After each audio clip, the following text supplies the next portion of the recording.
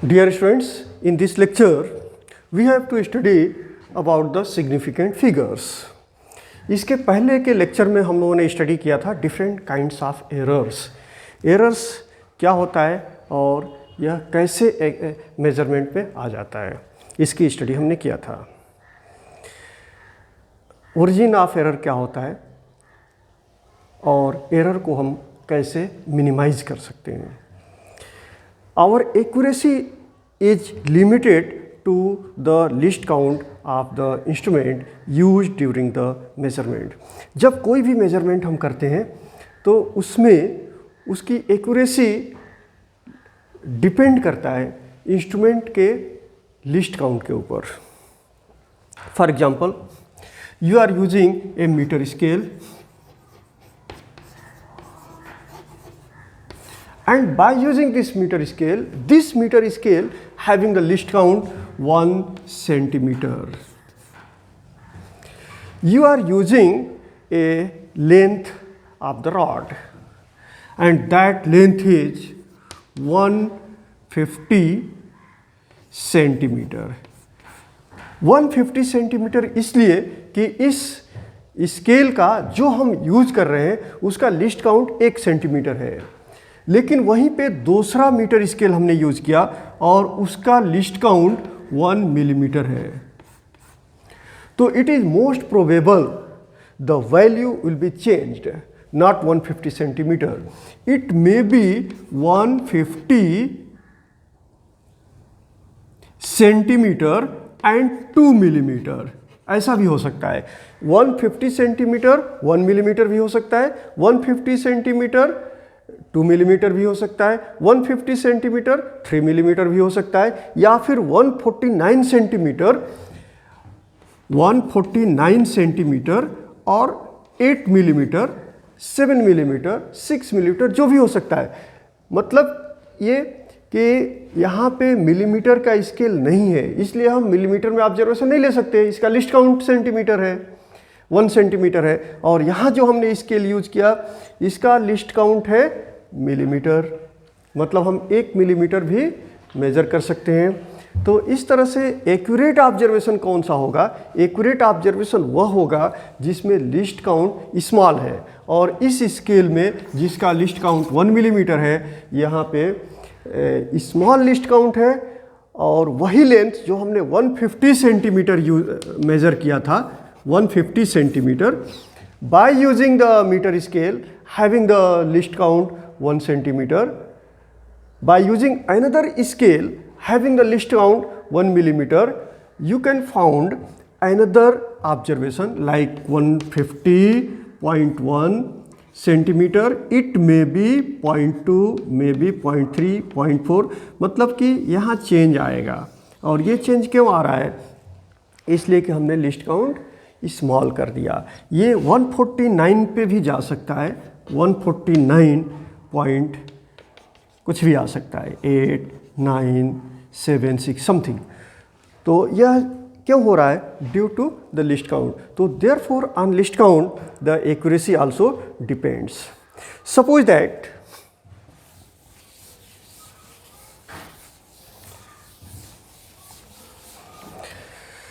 Now, what is the definition of list count of the instrument? The smallest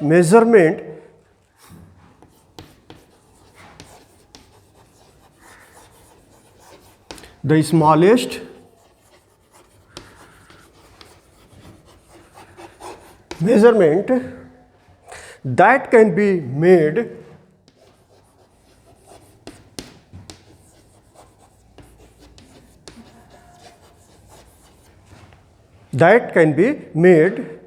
using that given instrument.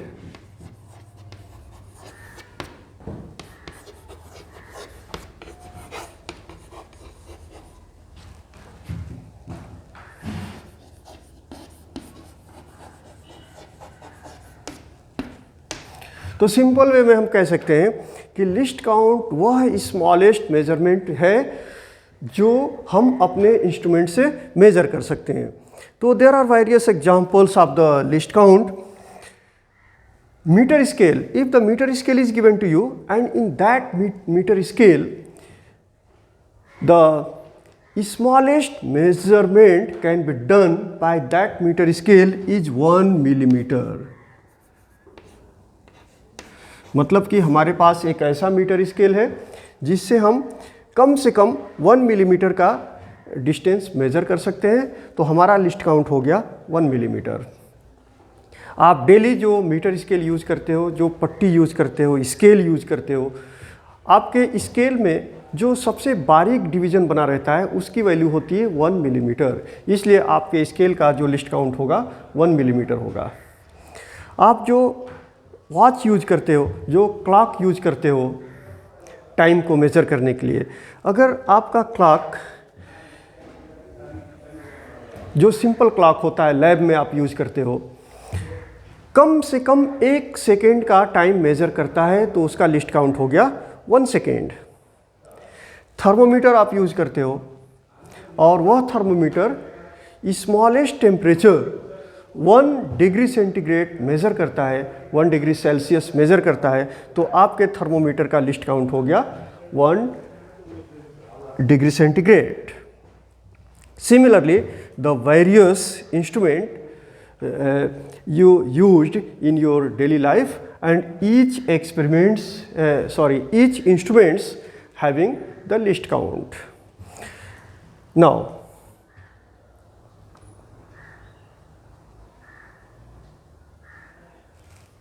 suppose that the measurement of the length of a metal rod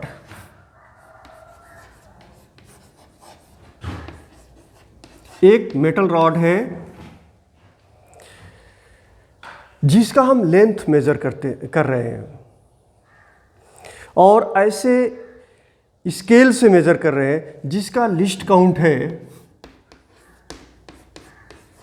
0.1 centimetre, मतलब कि उसका list count 1 millimetre है, जिसको हम centimetre में convert करेंगे तो 0.1 centimetre. The measurement is done in 3 times and observations are recorded as 15.4 centimetre. पहला जो ऑब्जर्वेशन हमने लिया वह 15.4 सेंटीमीटर मिला, सेकेंड ऑब्जर्वेशन जो हमने लिया वह 15.4 सेंटीमीटर मिला, means this is repeated again, और थर्ड ऑब्जर्वेशन जो हमने लिया वह 15.5 सेंटीमीटर मिला। तो therefore the most probable length of the metal rod, most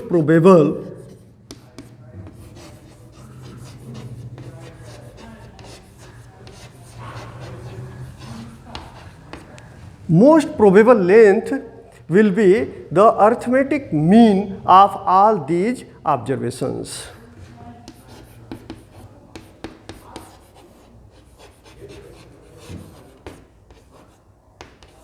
Arithmetic mean of all these observations, and this will be equal to 15.4 plus 15.4 plus 15.5 divided by 3, because there are 3 observations. So because all are in centimeter, so therefore your mean will be also in the centimeter. So therefore this will be equal to 15.43 centimeter. So this is the most probable length of the rod which is measured. So now in this observation you can see here there are 4 digits 1, 5, 4, 3, but the least count of our instrument is 0.1 centimetre. हमने जो instrument use किया उसका list count है 0.1 centimetre, जबकि 0 के बाद से हमको 2 डिजिट मिले 4 और 3। तो therefore these 2 digits are not certain digit. ये दोनों ही सर्टेन नहीं है, ये रिलायबल नहीं है, ये अनसर्टेन डिजिट हो गए। क्यों अनसर्टेन डिजिट हो गए? For example you are using a metre scale ये आपने मीटर स्केल यूज किया और इस मीटर स्केल में ये 0 पॉइंट है। इसके बाद से इसमें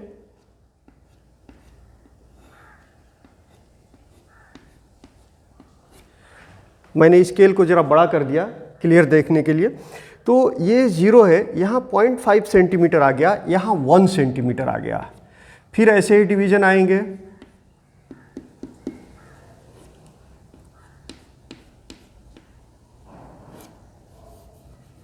यहाँ 2 सेंटीमीटर आ गया। मैं 2 सेंटीमीटर यहाँ पे लंबा स्केल ले रहा हूँ, इसकी लंबाई इस तरह से आगे हो जाएंगे 100 सेंटीमीटर या जो भी रहेगा। तो यहाँ आप देख रहे हैं कि दिस इज 1 सेंटीमीटर और 1 सेंटीमीटर के बीच में कुल कितने डिवीजन्स हैं? 10 डिवीजन हैं। इसलिए कि 1 centimetre is equal to 10 millimetre. अगर आप ऐसा स्केल यूज करते हो जिसका लिस्ट काउंट है 0.1 सेंटीमीटर, मतलब कि 1 मिलीमीटर, तो इस स्केल से अगर हाफ मिलीमीटर डिस्टेंस मेजर करना चाहते हैं तो it is not possible because the least count is 1 millimetre. तो distance less than 1 millimetre can not be measured by using this instrument. तो हमने अगर 1.2 सेंटीमीटर डिस्टेंस को मेजर किया। कितना डिस्टेंस मेजर किया? 1.2 सेंटीमीटर। तो ये 1 सेंटीमीटर हो गया, 1 डिवीजन एंड 1 डिवीजन। तो it is not certainly you can't say the length will be exactly at this point. It may be like here. अगर यहाँ पे है 1 और 2, ये दोनों डिवीजन के बीच में अगर हमारा मेजरमेंट आता है तभी भी हमने हो सकता है कि 2 मिलीमीटर ले लिया हो, या 2 मिलीमीटर के आगे गया हो तभी भी हमने 2 मिलीमीटर ले लिया है। तो ये जो डिजिट है ये सर्टेन नहीं है। ये 2 के जगह पे 2.5 भी हो सकता है, 1.5 भी हो सकता है, 1.6 भी हो सकता है, 1.7 भी हो सकता है, 1.8 भी हो सकता है, 1.9 भी हो सकता है, 2.1 भी हो सकता है, 2.2 भी। ये जो डिजिट है ये एग्जैक्ट 2 होगा, ये सर्टेन नहीं है। इसलिए हम कह सकते हैं कि इस मेजरमेंट में यह सेकेंड डिजिट सर्टेन नहीं है, ये रिलायबल नहीं है, इसलिए हम इसको अनसर्टेन डिजिट बोलेंगे। इसी तरह से यहाँ जो हमने मेजर किया ये अनसर्टेन डिजिट होगा, ये जो होगा ये अनसर्टेन डिजिट होगा। Both are not reliable digits, but this 1, 5 both are certain like here. जैसे ये थोड़ा सा आगे पीछे आ सकता है, लेकिन यह जो लेंथ है सेंटीमीटर ये चेंज नहीं होगा, इसलिए कि 1 सेंटीमीटर से कम होने के चांसेस नहीं है, 1 सेंटीमीटर से ज़्यादा होने के चांसेस नहीं है, एरर होने के चांसेस है तो यहाँ पे है। तो therefore 1 is a certain digit that is called reliable digit, 5 is a certain digit that is called also reliable digit, but 4 is uncertain, 3 is also uncertain. So here there are 2 certain digits are reliable digit, but these 2 are uncertain digit are non-reliable digits. Similarly, if you are using the time, you are measuring the time, आप time का measurement कर रहे हो और आपने major किया 1 hour 20 minutes and 15 second, 15 second। आपने जो इंस्ट्रूमेंट यूज किया, जो क्लॉक यूज किया, उसका लिस्ट काउंट है सेकेंड। तो आवर में एरर आने के कोई चांसेस नहीं है। This is a certain digit, this is also a certain digit, but this is the 15 second. 15 second में ये जो 5 है यूनिट प्लेस पे यह सर्टेन नहीं होगा, यह रिलायबल डिजिट नहीं है। हो सकता है कि ये 15.5 सेकेंड हो, 14.5 सेकेंड है, मतलब इसके बीच में वैरी करेगा। 14.8 सेकेंड भी हो सकता है, 14.9 सेकेंड भी हो सकता है, 15 सेकेंड भी हो सकता है, 15.1 सेकेंड भी हो सकता है। तो इसलिए यह जो दूसरा डिजिट है ये रिलायबल नहीं होगा, अनसर्टेन डिजिट होगा। तो नाउ द नंबर, तो अभी जो हमने पहला एग्जांपल लिया, जो मीन निकाला हमने, फाइंड आउट किया मेटल रॉड का, वह मीन लेंथ हमने फाइंड किया 15.43।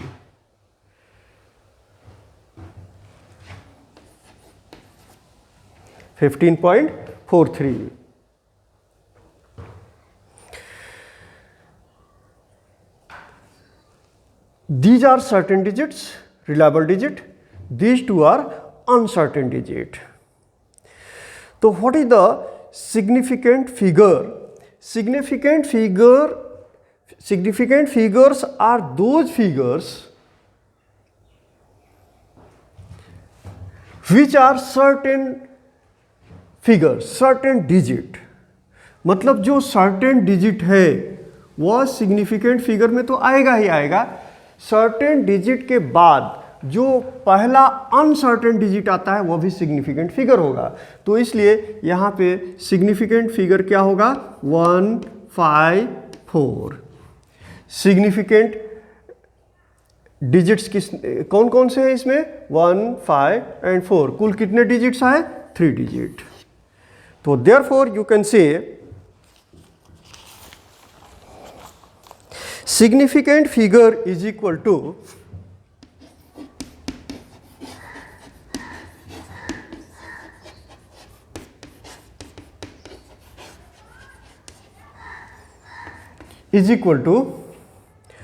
certain digit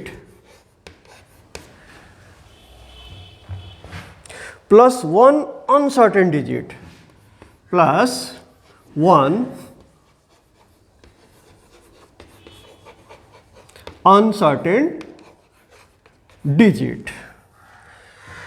फॉर एग्जाम्पल अभी जो हमने पहले एक एग्जाम्पल दिया था, उस एग्जाम्पल में हमने 3 मेजरमेंट किया था। 15.4 centimetre, this is A first measurement.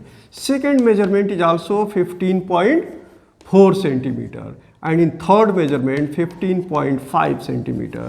तो मोस्ट प्रोबेबल वैल्यू जो हमने निकाला था वह था 15.43 centimetre by taking arithmetic mean of all these 3 observations. तो यहाँ पे ये 4 और 3 दोनों ही अनसर्टेन है। और अनसर्टेन क्यों हो गए? इसलिए कि जो हमने लिस्ट काउंट यूज़ किया 0.1 सेंटीमीटर लिया था अपने मीटर स्केल का। तो यहाँ पे 4 भी अनसर्टेन होगा और 3 भी अनसर्टेन होगा।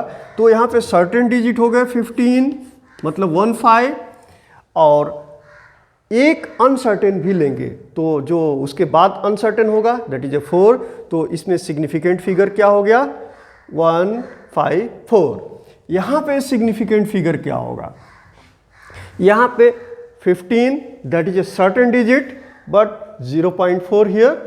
This will be uncertain because the least count of my instrument is 0.1 centimeter. It is not clear. It may be 4.5. It may be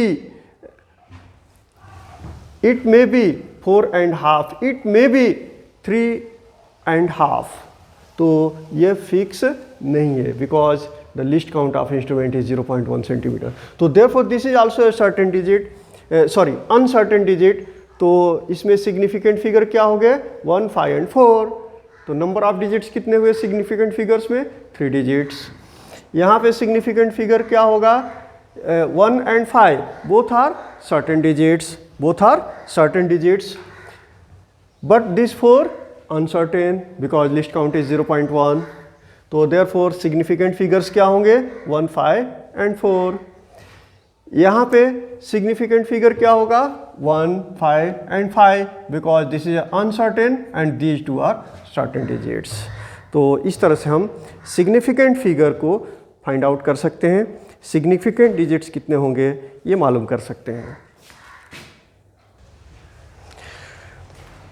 now the rules for determining the significant figures.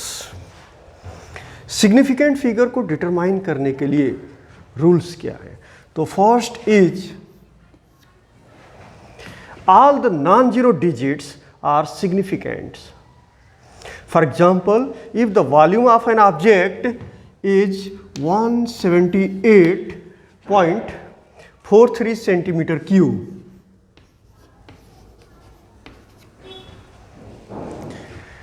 there are 5 significant digits 1, 7, 8, 4 and 3.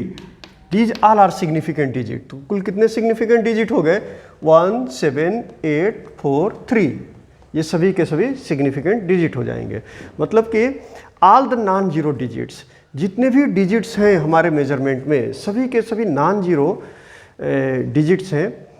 तो therefore all will be significant digits. Second है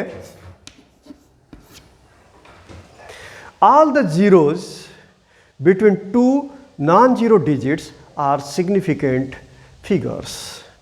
Suppose that mass of a body is measured as 165.02 ग्राम। किसी object का मास हमने major किया और वह मास है 165.02 ग्राम।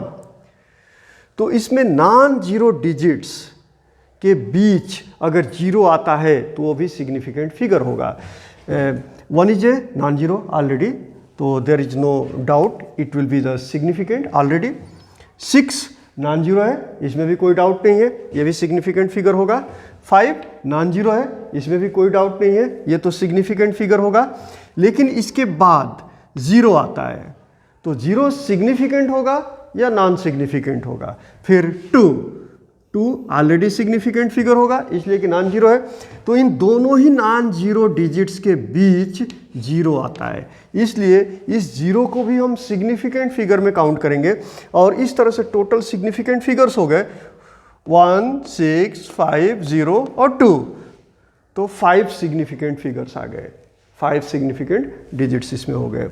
अगर हमने लेंथ को मेजर किया और हमने लेंथ मेजर किया 1,002.009, तो इसमें कुल कितने सिग्निफिकेंट फिगर्स आ गए? 1 ऑलरेडी सिग्निफिकेंट फिगर है, 0 ये दोनों नॉन डिजिट के बीच में आता है, ये भी सिग्निफिकेंट फिगर होगा। ये 2 जीरो आ गए, लेकिन दोनों जीरो के पहले और बाद में नॉन जीरो डिजिट है, तो ये सब भी सिग्निफिकेंट फिगर में आए। तो इस तरह से यहाँ पे 1, 2, 3, 4, 5, 6, 7 सिग्निफिकेंट फिगर्स आ गए। तो in this way you can say all the zeros between 2 non zero digits are significant. Third is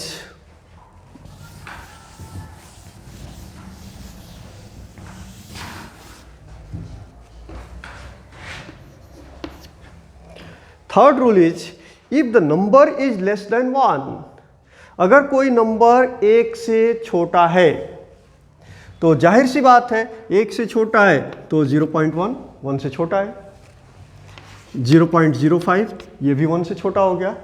तो 1 से छोटा होने का मतलब कि डेसिमल पॉइंट आएगा।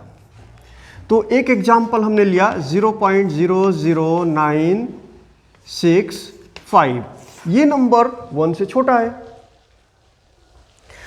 तो therefore in that situation the number of zeros are all those zeros which are between the decimal and first non-zero digit in the right will be non-significant figure. तो इसमें ये जो 3 जीरोज हैं ये not significant में आएंगे, ये significant digit में नहीं आएंगे। ऐसे ही अगर 0.006005 ले लिया तो यहाँ पे सिग्निफिकेंट फिगर क्या होगा? यहाँ पे डेसिमल मतलब ये जो क्वांटिटी है, this quantity is less than 1, तो therefore in that situation there are 2 zeros between decimal and first non-zero digit in the right. There are 2 zeros.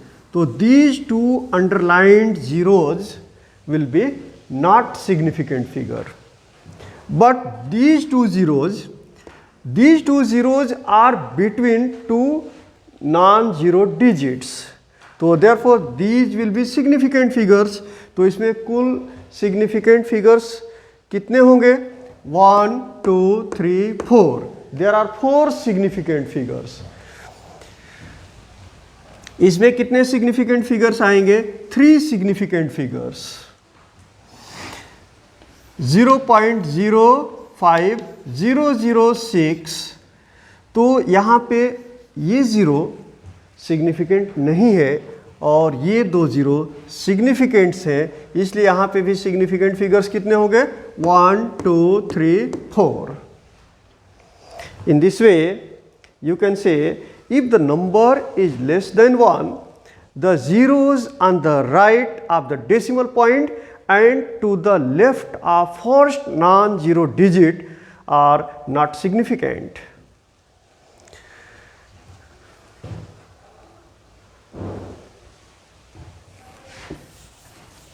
Now, fourth rule to find the significant figures.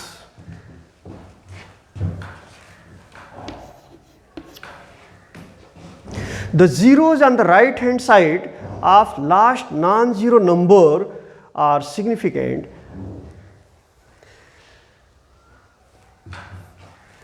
One 1.5.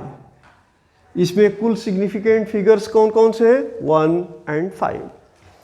But in this 1.50 कुल significant figures कितने हो गए? 3.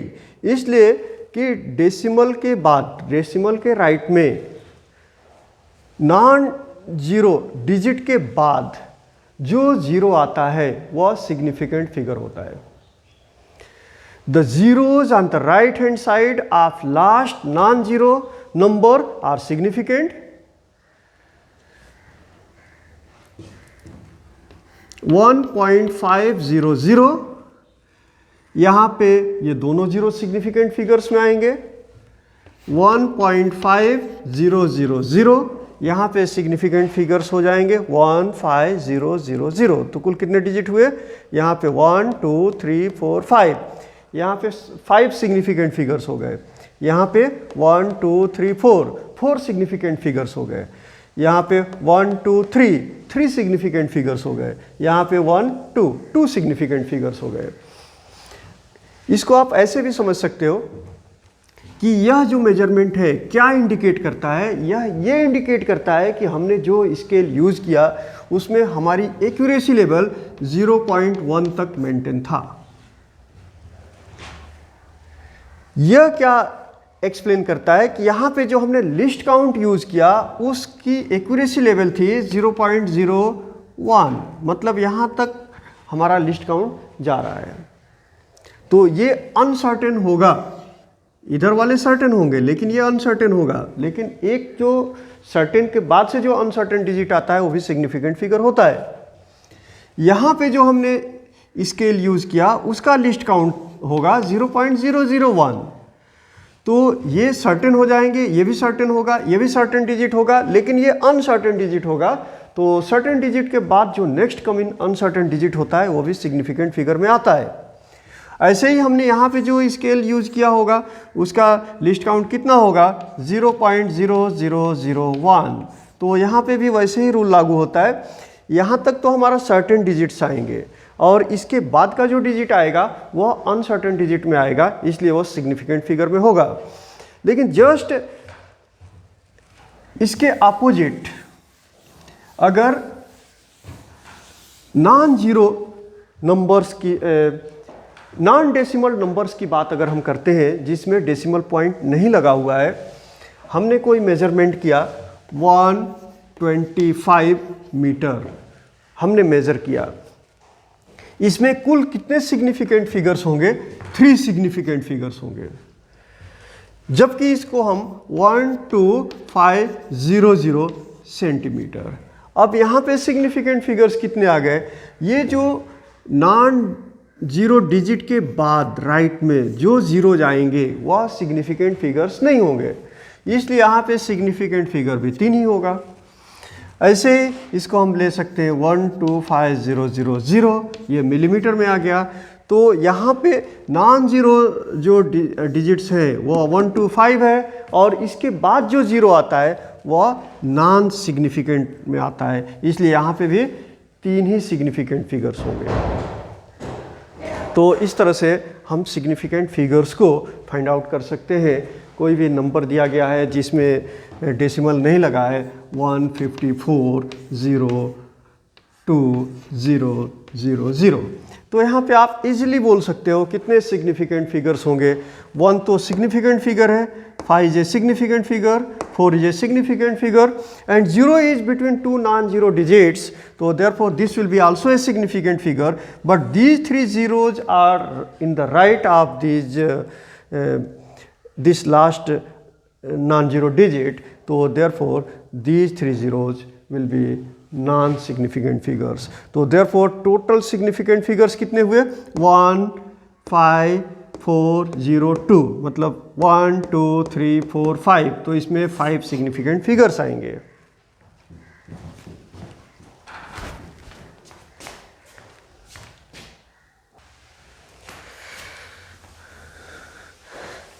The next point is order of magnitude. Order of magnitude की ज़रूरत क्यों पड़ती है? Distance of planet, अर्थ से प्लैनेट का डिस्टेंस कितना है? तो this is a very very long distance. Earth से सन का डिस्टेंस कितना है? ये भी बहुत बड़ा डिस्टेंस है। अर्थ से मून का डिस्टेंस कितना है? ये भी एक बड़ा डिस्टेंस है। तो इस तरह से तो हमने बड़े डिस्टेंस की बात की। स्पीड की अगर बात करते हैं तो you know that speed of light is 3 lakh kilometre पर सेकेंड, मतलब 3 × 10⁸ मीटर पर सेकेंड। तो अगर हम इस फॉर्म में एक्सप्रेस नहीं करते हैं तो हमें हर जगह ये लिखना होगा, 3 के बाद से 8 जीरोज लगाने होंगे। 3 के बाद से कितने जीरोज लगाएंगे? 8 जीरोज। तो ये हर जगह लिखने में एक डिफ़िकल्ट प्रोसीजर हो जाएगा। तो इसकी ज़रूरत इसलिए पड़ती है, ऑर्डर ऑफ मैग्नीट्यूड के फॉर्म में किसी क्वांटिटी को हम इजीली कंपेयर कर सकते हैं, किसी भी क्वांटिटी को, बड़ी से बड़ी क्वांटिटी को हम इजीली एक्सप्रेस कर सकते हैं। इसके साथ अगर कोई क्वांटिटी छोटी है, for example what is the radius of nucleus, what is the charge on electron, you know that charge on electron is 1.6 × 10⁻⁻19 coulomb. This is a very small quantity. अगर हम इसको इस मेथड से नहीं लिखते हैं तो फिर इस डेसिमल को 19 डिजिट पीछे ले जाना होगा, मतलब 1 के पहले कुल कितने जीरो जाएंगे? 18 जीरो जाएंगे। कुल कितने जीरो जाएंगे? 18 जीरोज, अगर ये फॉर्म हम यूज करते हैं तो therefore this is also a very difficult method to express. तो इसलिए हम एक साइंटिफिक मेथड यूज करते हैं, साइंटिफिक नोटेशन यूज करते हैं, और उस साइंटिफिक नोटेशन से जब हम किसी क्वांटिटी को, चाहे कितनी भी बड़ी क्वांटिटी है, चाहे कितनी भी छोटी क्वांटिटी है, साइंटिफिक नोटेशन से जब हम एक्सप्रेस करते हैं तो उसका कंपैरिजन, इसके साथ मल्टीप्लिकेशन, उनके बीच का डिवीज़न ईजी हो जाता है। और वह मेथड क्या है? In that method, we can express the number like this: a into 10⁻n। इस तरह से हम किसी भी क्वांटिटी को एक्सप्रेस करते हैं। इससे सिग्निफिकेंट फिगर निकालना भी इजी हो जाता है, उसको रिप्रेजेंट करना भी इजी हो जाता है। इसके साथ साथ उन उनको मल्टीप्लाई करना, डिवाइड करना, कंपेयर करना, सब का सब इजी हो जाता है। Now here the A should be between, ये जो ए है यह 5 और 0.5 के बीच में होना चाहिए। मतलब A should be greater than or equal to 0.5 but should be less than 5, not equal to 5। 5 से छोटा ही होना चाहिए और 0.5 के बराबर या 0.5 से ज़्यादा हो सकता है। n क्या है? n is a integer, n is a integer. तो इस तरह से हम किसी भी क्वांटिटी को जब एक्सप्रेस करते हैं तो इसको हम साइंटिफिक नोटेशन कहते हैं, साइंटिफिक मेथड ऑफ रिप्रेजेंटेशन कहते हैं। और इसमें जो n होता है यह एक इंटीजर होता है और इसी को हम कहते हैं order of magnitude. This is called order of magnitude. तो therefore suppose that this one is given that the speed of light, जो जनरली हम लेते हैं 3 × 10⁸ मीटर पर सेकेंड। तो 3 के बाद से कितने जीरोज आ गए? 4, 6, 8। 3 के बाद से कितने जीरोज आए? 8। तो अप्रॉक्सीमेटली ये स्पीड होता है लाइट का। जब इसको इस मेथड से हम एक्सप्रेस करेंगे तो a × 10⁻n के फॉर्म में एक्सप्रेस करेंगे। तो इसको हम लिख सकते हैं 3 × 10⁻1 2 3 4 5 6 7 8। तो 8 हो गया। तो यहाँ a की वैल्यू कितनी आई? 3। और a कितना होना चाहिए? 5 से छोटा होना चाहिए और 0.5 के बराबर रहा तभी भी चलेगा या 0.5 से ज़्यादा होना चाहिए, मतलब 0.5 और 5 के बीच में होना चाहिए। तो ये सूटेबल है, 0.5 से ज़्यादा है और 5 से कम है। यहाँ पे जो 8 है, this is called order of magnitude. 8, the order of magnitude here is 8। Now suppose that this quantity is given to you having a 7 zeros। यहाँ पे अगर 7 zeros आते हैं तो इसको हम एक्सप्रेस करेंगे 3 × 10⁻7। तो यहाँ ऑर्डर ऑफ मैग्नीट्यूड 8 है और यहाँ ऑर्डर ऑफ मैग्नीट्यूड 7 है। तो क्वांटिटी कौन सी बड़ी हुई? जिसका ऑर्डर ऑफ मैग्नीट्यूड 7 है। मान लो कि यहाँ पे 3.888 ऐसे नंबर दिया गया है। तो इसको अगर इस मेथड से आप लिखते हो तो 3.888 × 10⁻7। तो यहाँ ऑर्डर ज़्यादा किसका है? ऑर्डर ऑफ मैग्नीट्यूड इस क्वांटिटी का ज़्यादा है, इसलिए यहाँ पे नंबर ऑफ सिग्निफिकेंट फिगर्स तो एक ही है। यहाँ पे सिग्निफिकेंट फिगर्स कितने आ रहे हैं? 1 2 3 4। यहाँ सिग्निफिकेंट फिगर्स 4 है, यहाँ पे ऑर्डर कम है तो क्वांटिटी बड़ी होगी ये जिसका ऑर्डर ज़्यादा है। तो therefore you can compare the various quantities by using this method, and this method of representation is called scientific method.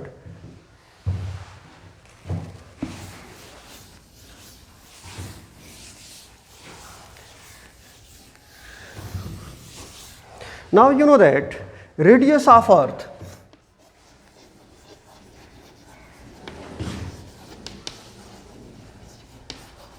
अर्थ का रेडियस कितना होता है? You know that radius of earth is 6400 kilometre.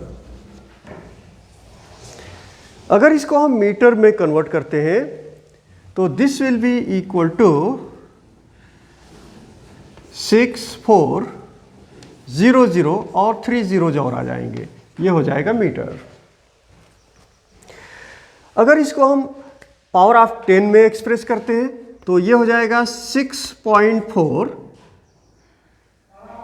Into 10⁻1 2 3 4 5 6 digit हमने लाया तो 6 metre. तो क्या ये तरीका सही है रिप्रेजेंट करने का? नहीं, इसलिए कि यहाँ जो ए हमने लिया है ये क्या होना चाहिए? A must be less than 5 but should be equal to or greater than 0.5। तो ये ए 5 से ज़्यादा है, ऐसे हम एक्सप्रेस नहीं कर सकते, ये 5 से कम होना चाहिए, और 0.5 के बराबर रहा तभी भी चलेगा, या 0.5 से ज़्यादा होना चाहिए। तो डेसिमल को हम फिर से लेफ्ट में लाएंगे और ये हो जाएगा 0.64 into 10 to the power 7 metre. अब यहाँ पे ऑर्डर ऑफ मैग्नीट्यूड कितना हो गया? Order of magnitude is 7, order of magnitude is 7। और सिग्निफिकेंट फिगर्स कितने हुए? यहाँ पे सिग्निफिकेंट फिगर्स हो गए 2।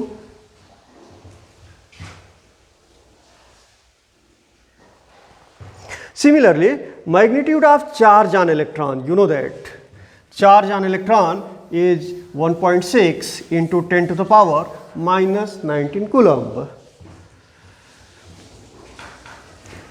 1.6 into 10 to the power minus 19 coulomb, ये charge on electron होता है। तो here the magnitude, order of magnitude is minus 19, order of magnitude कितना हो गया? minus 19, and the number of significant digits here are 2, मतलब 1 भी significant digit में आएगा और 6 भी significant digit में आएगा। तो यहाँ पे significant digits हो गए 2 और order of magnitude हो गया minus 19। ऐसे ही mass of electron, you know that 9.1 into 10 to the power minus 31 kg, ये mass of electron होता है।